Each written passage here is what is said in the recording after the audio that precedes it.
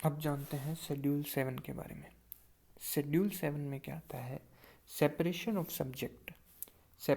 Subject between union and state. वैसे ही schedule 7 के अलावा जो कौन से आर्टिकल में मिलेंगे? 246 आर्टिकल के अंदर मिलेंगे। ठीक, तो यूनियन लिस्ट के अंदर क्या होता है? अलग अलग पावर डिवाइड की गई है यूनियन के लिए, सेंटर के लिए और कॉन्करेंट में क्या होता है? ऐसे सब्जेक्ट जिनके ऊपर यूनियन और स्टेट दोनों अपने लॉस बना सकते हैं, दोनों अपने प्रोविजंस बना सकते हैं। अगर यूनियन ने कोई प्रोविज़न बना दिया तो स्टेट का कोई प्रोविज़न लागू नहीं होगा, यूनियन का ही माना जाएगा, और दोनों इसके ऊपर अपना अपना प्रोविज़न बना सकते हैं। लेकिन लागू किसका होगा? अगर यूनियन ने पहले यूनियन का बन गया तो यूनियन का लागू होगा, अगर यूनियन का कोई कानून नहीं है तो स्टेट का लागू रहेगा। ओरिजिनल कॉन्स्टिट्यूशन के अंदर यूनियन लिस्ट के अंदर 97 सब्जेक्ट थे, स्टेट लिस्ट के अंदर 66 सब्जेक्ट थे और कॉन्करेंट लिस्ट के अंदर 47 सब्जेक्ट थे। और अभी जो हैं इसके अंदर 3 और ऐड हो गए तो 100 सब्जेक्ट हो गए, और स्टेट लिस्ट के अंदर 61 सब्जेक्ट्स हो गए, क्योंकि अंडर आर्टिकल 42 कुछ सब्जेक्ट ट्रांसफ़र कर दिए गए थे। 66 से 65 5 सब्जेक्ट ट्रांसफ़र किसको कर दिए थे? कॉन्करेंट लिस्ट में ट्रांसफ़र हो गए थे। कॉन्करेंट लिस्ट के अंदर वो सब्जेक्ट ट्रांसफ़र हो गए थे। और कॉन्करेंट लिस्ट में कितने हैं? 47, और अब कितने हैं? 42। तो एक बार जो मेन चीज़ ध्यान रखनी है वो क्या है? सॉरी ये क्या हो गया? मेन चीज़ क्या है? यूनियन लिस्ट में कितने सब्जेक्ट हैं? 100 सब्जेक्ट हैं, स्टेट लिस्ट में 61 सब्जेक्ट हैं और कॉन्करेंट लिस्ट में 52 सब्जेक्ट्स हैं। कितने सब्जेक्ट्स हैं? कॉन्करेंट लिस्ट में 52 सब्जेक्ट्स हैं, स्टेट लिस्ट में 61 सब्जेक्ट हैं, यूनियन लिस्ट में 100 सब्जेक्ट है। इसके ऊपर लॉ कौन बताएगा? सेंट्रल गवर्नमेंट, पार्लियामेंट लॉ बनाएंगे, इस पर स्टेट गवर्नमेंट यानी लेजिस्लेटिव, और इसके ऊपर सेंटर और स्टेट दोनों बनाएंगे। जो 5 सब्जेक्ट ट्रांसफ़र हुए थे उनको किस तरीके से याद रखना है वो एक बार देख लीजिए। 5 सब्जेक्ट, इनको फ्यूजो से याद रखते हैं। Few forest, environment, wildlife, judicial administration and weight and measurement, इन सब से इसको क्या रखते हैं? लान रखते हैं। ये जो 5 सब्जेक्ट हैं वो ट्रांसफ़र कर दिए गए थे। वैसे इसका 42nd कॉन्स्टिट्यूशन अमेंडमेंट 1976, जिसको मिनी कॉन्स्टिट्यूशन भी बोलते हैं। ये थोड़ी बेसिक चीज़ें हैं, अपने को ध्यान रखनी होगी।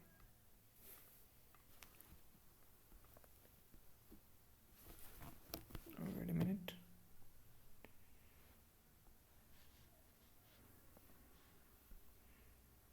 Let me increase the brightness.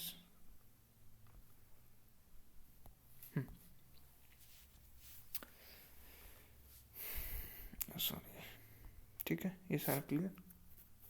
Schedule 6 के अंदर बस मेन चीज़ ये याद रखनी है, सेपरेशन ऑफ पावर के अंदर है, सेपरेशन ऑफ सब्जेक्ट्स दे रखे हैं इसके अंदर। और आर्टिकल पूछ लेता, आर्टिकल कौन सा हो जाएगा? 246। अच्छा, इनके अलावा जो सब्जेक्ट्स बच गए इनको रेजिडुअरी सब्जेक्ट बोलते हैं। इनके अलावा जो सब्जेक्ट बन के जो रेजिडुअरी सब्जेक्ट बोलते हैं, जो कि स्टेट के अंदर भी नहीं कवर हुए, यूनियन के अंदर भी नहीं कवर हुए और कॉन्करेंट लिस्ट के अंदर भी नहीं कवर हुए, उनको रेजिडुअली सब्जेक्ट बोलते हैं। रेजिडुअरी जो आर्टिकल 246 में, और सेपरेशन ऑफ सब्जेक्ट किसके अंदर है? आर्टिकल 246 और वैसे शेड्यूल 7 के अंदर। Subject which are not mention in any schedule of the constitution, law of the subject are made by the centre और पार्लियामेंट, इसके ऊपर को लॉज बनाएंगे। रेजिडुअरी सब्जेक्ट, और ये सारा अपने को किससे, ये इसकी सोर्स कौन सा है रेजिडुअरी पावर का? किस कॉन्स्टिट्यूशन से अपन ने ये लिया था? तो कौन सा है? कनाडा से लिया गया है ये प्रोविज़न। एग्जांपल जैसे स्पेस एक्सप्लोरेशन, साइबर क्राइम, और ये सारी चीज़ें रेजिडुअरी सब्जेक्ट के अंदर आती है। नेक्स्ट, 8th शेड्यूल के अंदर लैंग्वेजेस आती हैं। 8th शेड्यूल के अंदर क्या आती हैं? लैंग्वेजेस आती हैं, वो एक बार देख लीजिए। लैंग्वेजेस कौन सी? Originally 14 languages are mention in the constitution, but currently 22 language are mention. Originally कितनी मेंशन थी? 14, और अभी कितनी है? 22 लैंग्वेज शेड्यूल 6 के अंदर। जो कितनी और बढ़ गई? 6 और 2 8 लैंग्वेजेस बढ़ गई, 14 8 लैंग्वेजेस बढ़ गई। तो 14 थी, 15th लैंग्वेज कौन सी ऐड हुई थी? सिंधी लैंग्वेज ऐड हुई थी कब? 21st कॉन्स्टिट्यूशन अमेंडमेंट एक्ट 1967 के अंदर। Next 71st constitution amendment act 1922 से 3 लैंग्वेजेस ऐड हुई थी, कोंकणी, नेपाली, मणिपुरी। ये 3 लैंग्वेजेस क्या हुई थी? ऐड हुई थी। कौन कौन सी हुई थी? कोंकणी, नेपाली, मणिपुरी। एक बार दोबारा, Konkani, Nepali, Manipuri, Konkani, Nepali, Manipuri, Konkani, Nepali, Manipuri. 21st constitution amendment से जो 15th लैंग्वेज ऐड हुई थी वो कौन सी है? सिंधी। और फिर बाद में 71 अमेंडमेंट्स 1992, 71 अमेंडमेंट 1992, इसके अंदर कौन कौन सी थी? 3, कोंकणी, नेपाली, मणिपुरी। कौन कौन सी? कोंकणी, नेपाली, मणिपुरी, KNM, कोंकणी, नेपाली, मणिपुरी, ये सारी इसके अंदर ऐड हुई। फिर उसके बाद में नेक्स्ट देखते हैं 92 कॉन्स्टिट्यूशन अमेंडमेंट एक्ट के, जो कि 2003 में, इसके अंदर कौन सी हुई थी? बोडो, डोगरी, मैथिली, संथाली। बोडो, डोगरी, मैथिली, संथाली। बोडो, डोगरी, मैथिली, संथाली। बोडो, डोगरी, मैथिली, संथाली। बोडो, डोगरी, मैथिली, संथाली। इसको एक बार लर्न करते हैं। देखो बोर्ड कैसा करें, वाइट भी ठीक है। एक बार देखो, शेड्यूल 8 के अंदर क्या है? लैंग्वेजेस। स्टार्टिंग में कितनी लैंग्वेजेस थी? 14। अब कितनी लैंग्वेजेस हैं? 22। 14 के बाद में जो 15th लैंग्वेज है वो कब ऐड हुई थी? कौन से अमेंडमेंट से ऐड हुई थी? वो सारी चीज़ जानते हैं। तो 15th language 21st constitution amendment act 19 कौन सा था? 67 था। इसके थ्रू ऐड हुई। कौन सी लैंग्वेज थी वो? कौन सी लैंग्वेज ऐड हुई थी? सिंधी लैंग्वेज ऐड हुई थी। ठीक। फिर नेक्स्ट अमेंडमेंट हुआ 71st constitution amendment, 71st constitution amendment act 1992। इसके अंदर 3 लैंग्वेज, पहले एक लैंग्वेज आई, फिर 2, पहले 1 सिंधी आई, इसमें 3 लैंग्वेज आएगी। कौन कौन सी? कोंकणी, मणिपुरी, नेपाली। कौन कौन सी? कोंकणी, मणिपुरी, नेपाली। फिर उसके बाद में 21 और 71 को ऐड करेंगे तो क्या आएगा? 92। तो 92 कॉन्स्टिट्यूशन अमेंडमेंट एक्ट 2003 के थ्रू कौन कौन सी लैंग्वेजेस ऐड करी गई थी? 4 languages, Bodo, Dogri, Santhali, Maithili. Bodo, Dogri, Santhali, Maithili. Bodo, Dogri, Santhali, Maithili. 15th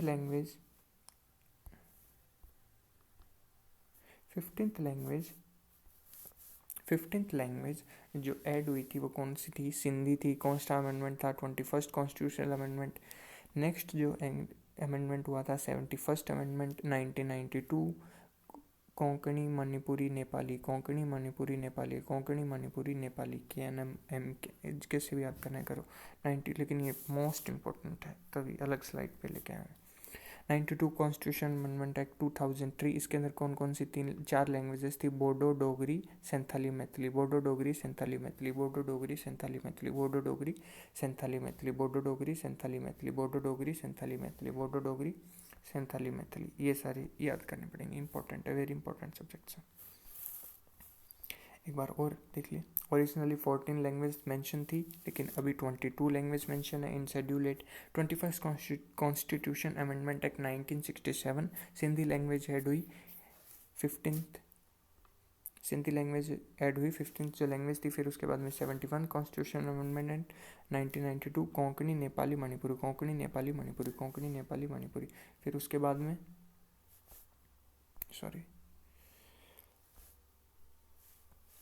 92nd constitution amendment act 2003, इसमें कौन कौन सी थी? बोडो, डोगरी, मैथिली, संथाली। बोडो, डोगरी, मैथिली, संथाली। आगे देखो, इंग्लिश इसके अंदर मेंशन नहीं है। English language is not mention in the 8th schedule, whereas it is the official language of Meghalaya, Mizoram, Nagaland. English schedule 8 के अंदर नहीं है। इंग्लिश शेड्यूल, ये नोट करके लिख लेना, इंग्लिश शेड्यूल एरिया के शेड्यूल 8 के अंदर नहीं है। ऑल्दो ये किस किस की ऑफिशियल लैंग्वेज है? मेघालय की है, मिजोरम की है, नागालैंड की है। मिज़ोरम की है, नागालैंड की है, मेघालय की है। इंग्लिश लैंग्वेज, ठीक है। इंग्लिश लैंग्वेज किस किस की ऑफिशियल लैंग्वेज है? मेघालय की है, और दो मेनली इनको मिज़ो ट्राइब और नागा ट्राइब से मानते हैं, तो मिज़ोरम की और नागालैंड की, ये सारी क्या है, इनकी ऑफिशियल लैंग्वेज है इंग्लिश, ये याद रखना। और शेड्यूल 8 के अंदर नहीं है, बेसिक सी चीज़ें हैं, याद रह जाएंगे, ठीक है। Next, despite Rajasthani, Bhojpuri being major regional languages, they do not have constitutional status under Schedule 6 basic. Notes part 17 of Indian constitution 243 से लेके 251, एक आगे वीडियो बनाऊंगा मैं पार्ट से रिलेटेड।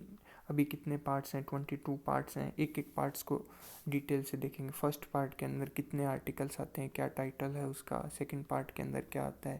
जैसे पहला पार्ट यूनियन टेरिटरीज के लिए हो गया, सेकंड सिटीजन्स के लिए हो गया, थर्ड फंडामेंटल राइट के लिए, फोर्थ डीपीएससी के लिए, डीपीएसपी के लिए, ऐसे करके सारा देखेंगे। 4A हो जाएगा फंडामेंटल ड्यूटीज़ के लिए हो जाएगा, फिर 5th यूनियन के लिए, 6th स्टेट के लिए, ऐसे करते करते सारी को डिटेल से देख लेंगे। अभी एक बार शेड्यूल पे रहते हैं,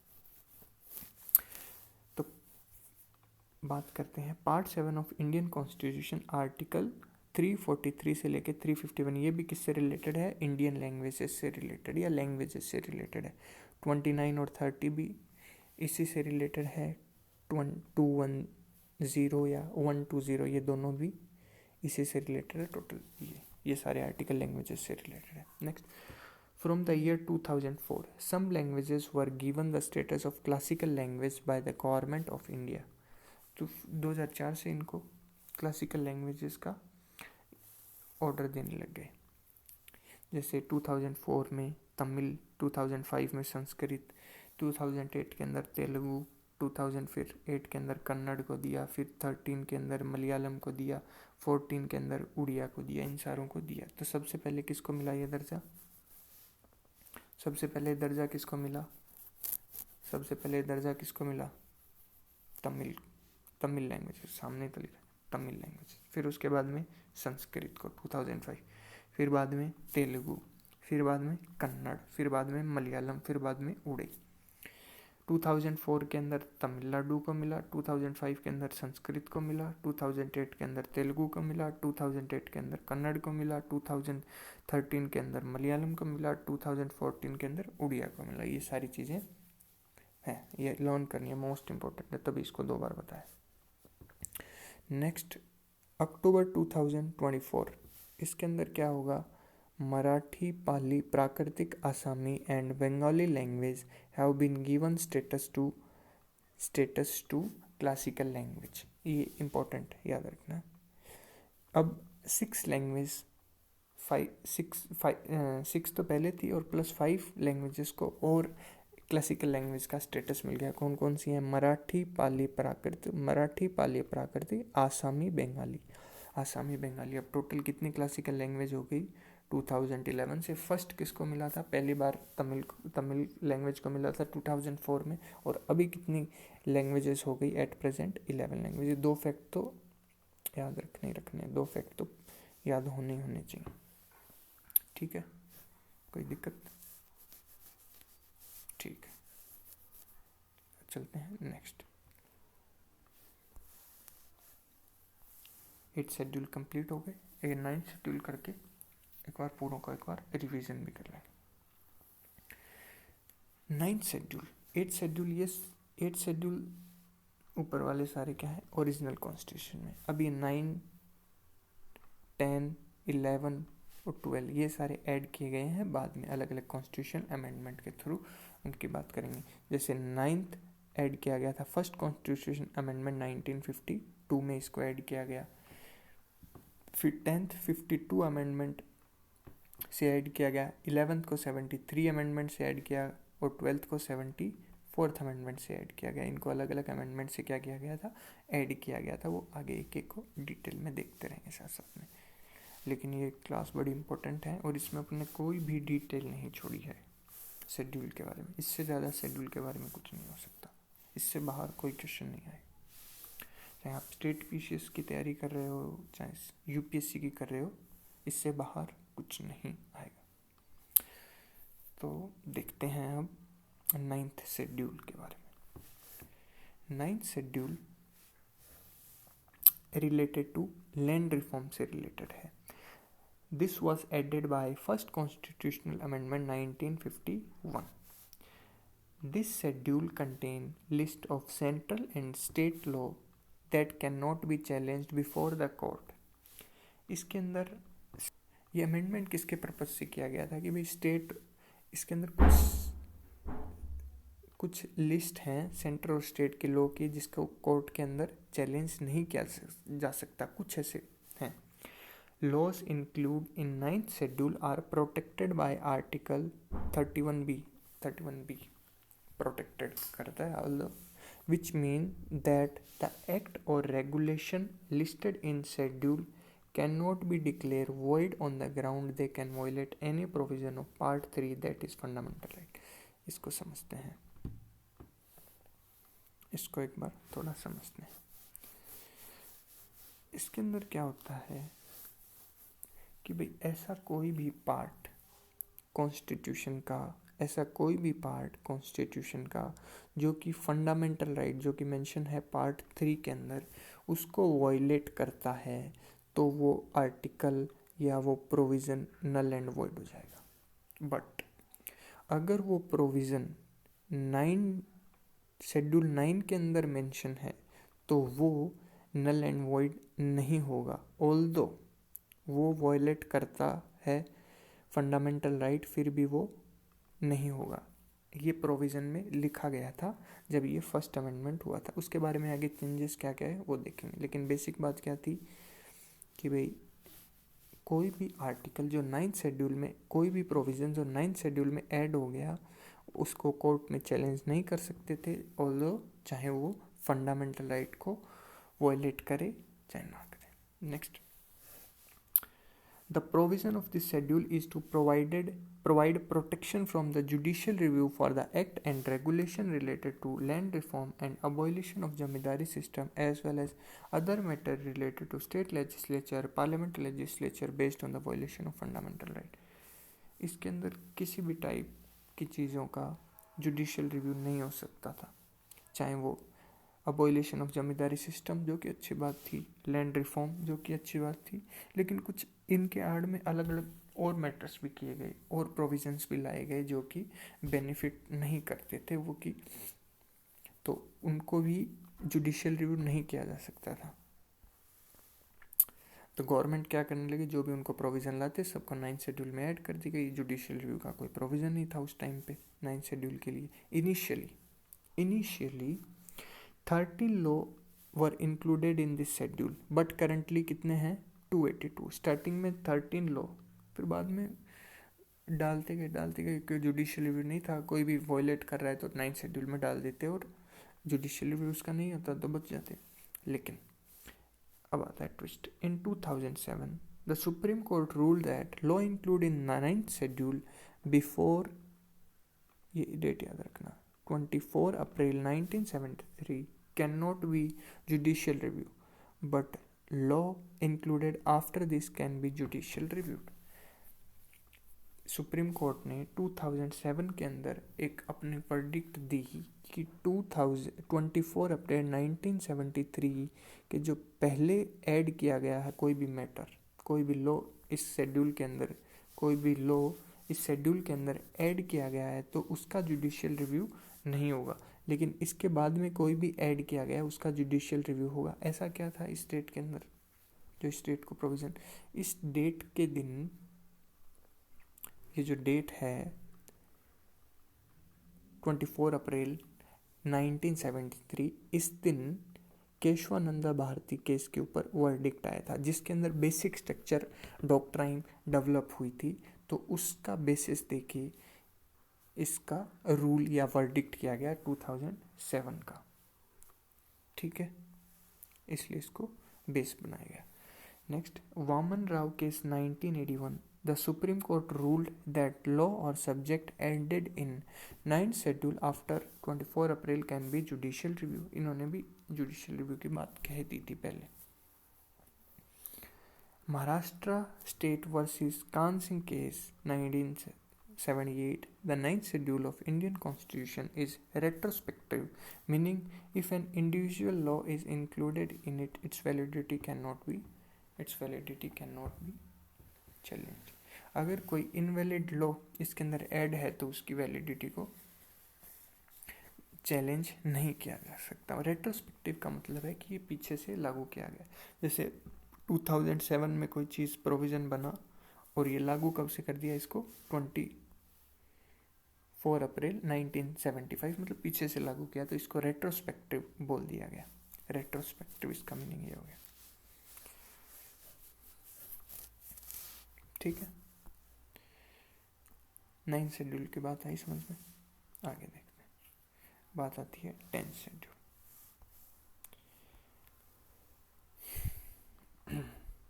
तो अगर वीडियो अच्छी लग रही है तो लाइक, शेयर एंड सब्सक्राइब करिए। Next, 10th schedule, anti defection law. This schedule was added in by the 52nd constitution amendment act 1985। इसको कब ऐड किया गया, वेरी इंपॉर्टेंट है, 56 constitution amendment act 1985। It contained a provision that the defection of 1/3 of elected member of political party would consider as a merger. इसके अंदर क्या था provision? It contained a provision that the defection of 1/3 of the elected political party would consider as merger. 1/3 से कोई अगर party छोड़ के जा रहा है तो उसको मर्जर मान लिया गया। इसके अंदर मेनली क्या प्रोविजन था कि अगर कोई मेंबर किसी एक्स पार्टी से था और चुनाव जीतने के बाद, विन करने के बाद वो वाई पार्टी में चला गया, तो उसके ऊपर एंटी डिफेक्शन लॉ क्या हो जाएगा, लागू हो जाएगा और उसकी जो मेंबरशिप है वो चली जाएगी, मेंबरशिप क्या हो जाएगी, लॉस्ट हो जाएगी। ठीक है, अगर कोई, इसके अलग अलग प्रोविजन थे, अगर कोई निर्दलीय कोई मेंबर है, वो किसी पार्टी को ज्वाइन कर लेता है, अलग अलग प्रोविजन आगे आ जाएंगे, तो उसके ऊपर भी एंटी डिफेक्शन लॉ हो जाएगा और उसकी मेंबरशिप चली जाएगी। तो उसके ऊपर आगे थोड़ी चीज़ें डिस्कस करते हैं। पहले 1/3 था कि 1/3 इलेक्टेड मेंबर अगर इसमें डिफेक्ट करते हैं तो वो एंटी डिफेक्शन न मान के उसको क्या मान लिया जाएगा, मर्जर मान लिया। लेकिन 91st constitutional amendment act 2003 91st constitutional amendment 2003 change this provision, और क्या बोला, state that the merger would only be a legally valid if at least 2/3 of the member of party agreed. अब क्या बोल दिया, 2/3 और पार्टी के मेंबर क्या हो जाएंगे, एग्री हो जाएंगे, तो उस मर्जर को क्या मान लिया जाएगा, लीगल मान लिया जाएगा, वैलिड मान लिया जाएगा, उसके ऊपर एंटी डिफेक्शन नहीं लगेगा। If fewer than 2/3 member of decided to leave the party, they cease to member of house and must be re-elected by the public। तो ऐसा नहीं होता अगर कि भाई 2/3 पार्टी से कम पर्सन उसको पार्टी को लीव करते हैं तो उनकी मेंबरशिप चली जाएगी और उनको दोबारा से इलेक्ट होके आना पड़ेगा। इसके एक्सेप्शन कौन कौन से मेंबर्स हैं देखिए। If person is elected as, important थोड़ा सा ध्यान दें, elected as speaker and chairman, अगर कोई पर्सन स्पीकर और चेयरमैन इलेक्ट हुआ है तो उसके ऊपर एंटी डिफेक्शन नहीं लागू हुआ। The resign from the party, leave the position, rejoin the party, वो कुछ भी कर सकते हैं, रिजाइन भी कर सकते हैं, पोजीशन को भी छोड़ सकते हैं और रीजॉइन भी कर सकते हैं party. In such case they can not declare disqualify, वो डिस्क्वालीफाई डिक्लेयर नहीं कर जाएंगे। If 1/3 of legislature of party vote in favor of merger, the party can merge with another party. If 1/3 of legislature of party vote in favor of merger, अगर 1/3 of legislator जो कि legislature मतलब house के अंदर बैठे हैं, वो favour में वोट कर दे मर्जर के ऊपर, तो वो मर्जर क्या माना जाएगा, वैलिड माना जाएगा। In 91st Constitution Amendment Act 2003 declared not only individual but also collective defection unconstitutional. इसके अंदर बताया कि इंडिविजुअल के साथ साथ कलेक्टिव डिफेक्शन भी अनकॉन्स्टिट्यूशनल माना जाएगा। 2/3 से ज़्यादा है तो फिर कोई दिक्कत ही नहीं है, लेकिन 2/3 से कलेक्टिव भी दे रहे हैं, 2/3 से कम लोग कलेक्टिव दे रहे हैं तो वो भी क्या माना जाएगा, अनकॉन्स्टिट्यूशनल माना जाएगा। उसके बाद में if a member not join another party after leaving the original party they will not consider disqualified। अगर वो पार्टी को छोड़ देता है और नई पार्टी ज्वाइन नहीं करता तो डिस्क्वालीफाई नहीं माना जाए। Note, under the 10th schedule of Indian constitution the speaker of Lok Sabha and the chairman of Rajya Sabha deal with question related to disqualify not the president. ये कौन तय करेगा कि भाई ये पर्सन डिस्क्वालीफाई है नहीं है? तो लोकसभा में तो स्पीकर करेगा, लोकसभा में कौन करेगा, लोकसभा में स्पीकर करेगा और राज्यसभा में प्रेसिडेंट साहब करेंगे जो कि चेयरमैन होते हैं। राज्यसभा में कौन करेंगे, राज्यसभा के चेयरमैन। ठीक है, प्रेसिडेंट साहब नहीं करेंगे। आगे चलते हैं, बात करते हैं 11th शेड्यूल की। 11th schedule added in 73rd constitutional amendment act. याद रखना 9th कौन से ऐड हुआ था, फर्स्ट कॉन्स्टिट्यूशनल अमेंडमेंट एक्ट 1951। फिर उसके बाद में 10th 52nd constitutional amendment act 1985 में। फिर 11th 73rd 1992 और 12th की बात करेंगे तो 74 कॉन्स्टिट्यूशनल अमेंडमेंट 1992 के अंदर। दोनों की ईयर सेम है, 73 है, 74 है, याद रखना है सारी चीज़ें। इसके अंदर क्या हुआ था,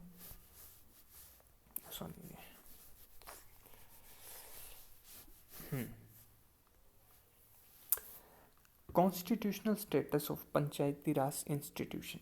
इस अमेंडमेंट के थ्रू या इसके अंदर ऐड किया गया था पंचायती राज इंस्टीट्यूशंस को ऐड किया गया था, जो कि पार्ट 9 में है और इसके अंदर आर्टिकल 243 से लेके 243O तक ऐड किया गया था कॉन्स्टिट्यूशन के अंदर। टोटल 29 सब्जेक्ट्स हैं in this schedule on which panchayat have power to make law, जिसके अंदर पावर है पंचायत के पास लॉ बनाने की। ये कब एक्ट इम्प्लीमेंट हुआ या फोर्स में आया, 24 अप्रैल 1993 और 24 अप्रैल को ही क्या किया जाता है, पंचायती राज डे सेलिब्रेट किया जाता है। बात करते हैं 12th शेड्यूल के बारे में। Added 74th constitutional amendment act 1992 constitutional status दिया अर्बन बॉडीज को। पार्ट 9A ऐड हुआ और article 243P to 243ZZ add किया गया। This schedule mention 18 subject on which urban bodies have the power to make law. Urban bodies के पास power है law बनाने की, और ये कब फोर्स में आया, 1 जून 1993। 1 जून 1993 इंपॉर्टेंट, 24 को नहीं आया। कब आया है, 1 जून 1993 को ये क्या आया, फोर्स के अंदर आया। 1 जून 1993 के अंदर फोर्स है। अब ये देखिए अपने सारे जो शेड्यूल हैं वो एकदम तैयार हो चुके हैं। एक बार इनका रिवीजन कर लेते हैं बेसिक। शेड्यूल 1 के अंदर क्या था, name of state and union territory, जो कि आर्टिकल 1 और 4 से रिलेटेड है। करंटली 28 और 8 स्टेट हैं। शेड्यूल 2 के अंदर सैलरी और अलाउंस है, कौन कौन से हैं, सैलरी और अलाउंस किस किस की है, प्रेसिडेंट की है, वाइस प्रेसिडेंट की है, स्पीकर और deputy speaker of Lok Sabha, chairman और वाइस चेयरमैन ऑफ राज्यसभा, ऐसे ही स्पीकर और deputy speaker of legislative assembly, chairman and vice chairman of district, vice chairman of legislative council, फिर सुप्रीम कोर्ट, हाई कोर्ट के जजेस, ये सारी चीज़ हो गई। फिर CAG भी इसके अंदर आ जाएगा। ऑथ के अंदर इसके अंदर बस ये याद रखना, प्रेसिडेंट की नहीं है, वाइस प्रेसिडेंट की नहीं है, गवर्नर की नहीं है, बाकी मेंबर होगा। मेंबर के बाद क्या बनेगा, पहले कैंडिडेट होगा, फिर मेंबर बनेगा, मेंबर के बाद मिनिस्टर बनेगा, चाहे वो सेंटर का हो चाहे स्टेट का, उन सबको मिल जाएगा। फिर हाई कोर्ट, सुप्रीम कोर्ट और कैग इसके अंदर क्या है, इन्वॉल्व है शेड्यूल 3 के अंदर। शेड्यूल 3 क्या है, ऑथ है। नेक्स्ट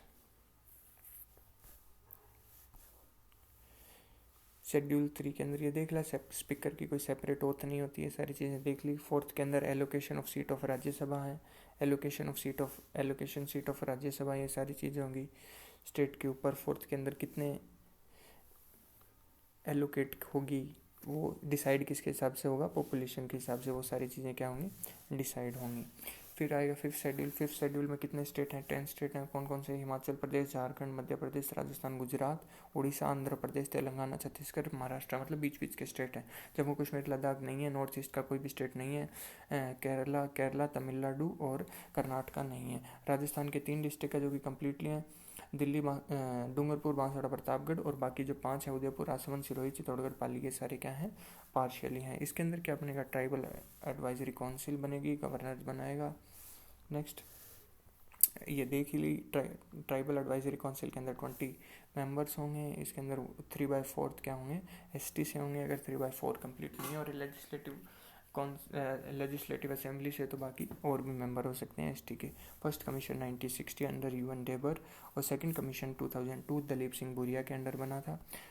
दलीप सिंह बुरिया इनके अंदर इनकी रिकमेंडेशन से ही पैसा एक्ट 1996 के अंदर कुछ चेंजेस आए, प्रोविजन एड्स हुए हैं।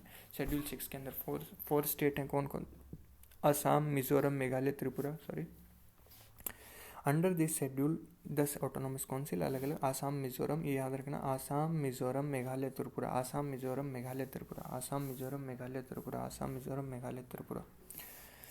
फिर नेक्स्ट ये हुई ऑटोनॉमस काउंसिल, 30 मेंबर होंगे। इसके अंदर 4 गवर्नर साहब अपॉइंट करेंगे, और 26 इलेक्ट होके आएंगे। 5 और 6 के अंदर डिफरेंसेस जान लिए थे अपन ने।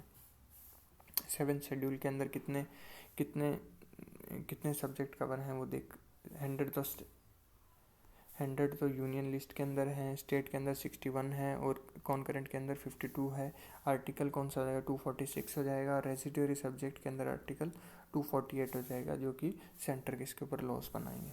फिर शेड्यूल 8 के अंदर लैंग्वेजेस हैं, 14 लैंग्वेजेस हैं, और 8 इसके अंदर बाद में ऐड हुई। 21st कॉन्स्टिट्यूशन अमेंडमेंट से सिंधी हुई थी, 71st कॉन्स्टिट्यूशनल अमेंडमेंट से कोंकणी, नेपाली, मणिपुरी हुई थी। फिर 92 अमेंडमेंट एक्ट से 4 ऐड हुई थी, बोडो डोगरी, संथाली, मैथिली, बोडो डोगरी, मैथिली, संथाली, जैसे भी याद किया था, ठीक है। फिर इंग्लिश लैंग्वेज नहीं है, ऑल दो इंग्लिश क्या मेघालय, मिजोरम, नागालैंड की है। और क्लासिकल लैंग्वेज पहली कौन सी थी, 2004 में तमिलनाडु, अभी कितनी है, 11 है। 9 शेड्यूल में रिलेटेड टू लैंड रिफॉर्म्स हो गई, ठीक है, ये सारी चीज़ें जानी थी। फिर उसके बाद में हो जाएगा 10 शेड्यूल के अंदर एंटी डिफेक्शन लॉ से रिलेटेड हो जाएंगे प्रोविज़न। फिर 11 शेड्यूल 73 कॉन्स्टिट्यूशन अमेंडमेंट एक्ट 1992 पंचायती राज इंस्टीट्यूशन, और 12th शेड्यूल के अंदर अर्बन लोकल बॉडीज़ जो कि बनी होती है, याद रखना, 1 जून 1993 के अंदर। तो बताइए कैसा लगा session, and thank you, and subscribe the channel, thank you.